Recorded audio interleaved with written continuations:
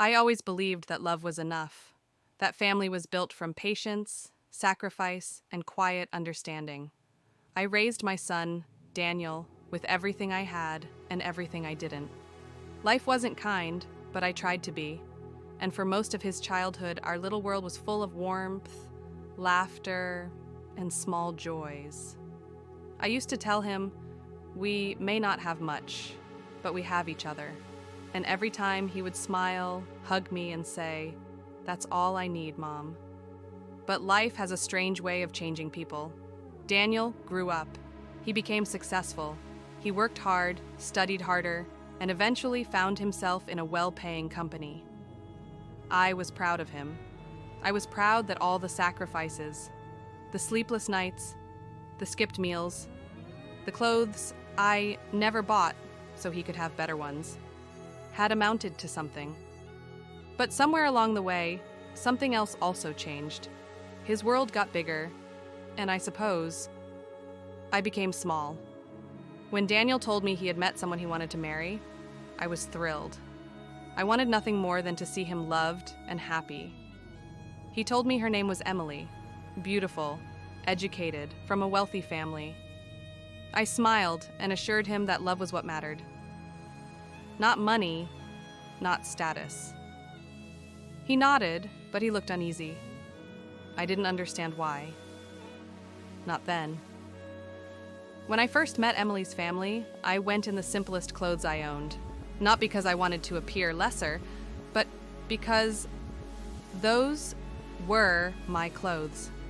A faded dress, worn shoes, and my old shawl that had kept me warm through too many winters. The restaurant where we met was expensive, too expensive. The kind of place where napkins are folded like swans, and forks come in sets of 3. I felt out of place the moment I walked in, but I smiled because my son was happy. Emily's parents glanced at me with eyes I knew too well, the look of someone who believes they are better than you. Her mother, perfectly manicured and wrapped in jewelry, stared at my shawl as if it was a stain on the room.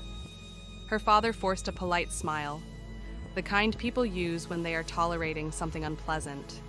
Nobody asked me about my life. Nobody asked if I was well. Nobody asked anything at all. Instead, they spoke about their country house, their vacations in Europe, their investments, their social clubs.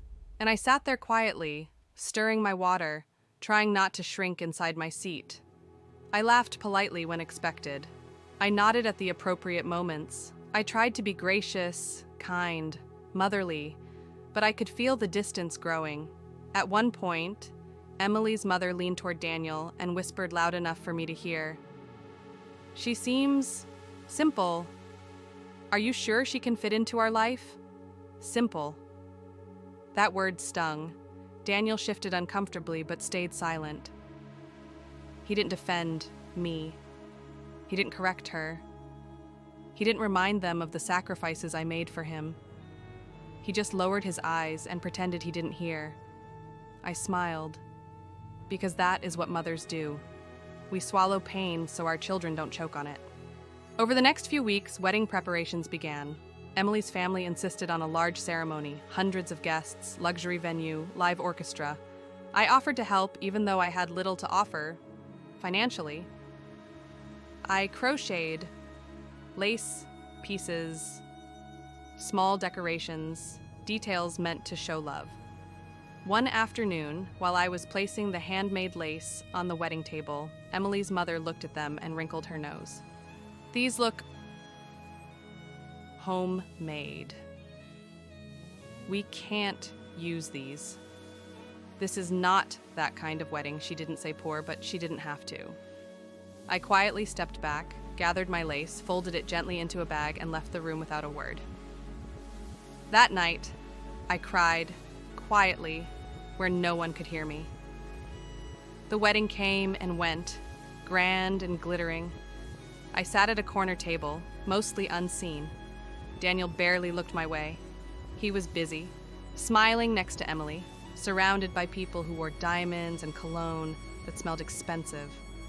I clapped when they danced. I laughed when they laughed. But inside, I felt something I never thought I would feel. distance from my own child. After the wedding, things didn't get better. Emily's family moved them to a large new house. I visited only when invited, which was rare. When I came, Emily always smiled politely but stiffly. Her mother, whenever she was visiting, treated me like I was furniture that didn't match the room. One day I overheard them talking in the kitchen while I was dusting the living room. "Daniel, your mother means well, but she is not presentable. What will people say when they see where you came from?" And Daniel said nothing. Nothing. That silence broke something in me. I thought I might lose my son completely. So I made a choice, one that surprised even me. I pretended to be even poorer than I was. I acted naive, slow to understand things, soft-spoken to the point of fading. I let them believe I was less because I wanted to see who they truly were, and I saw.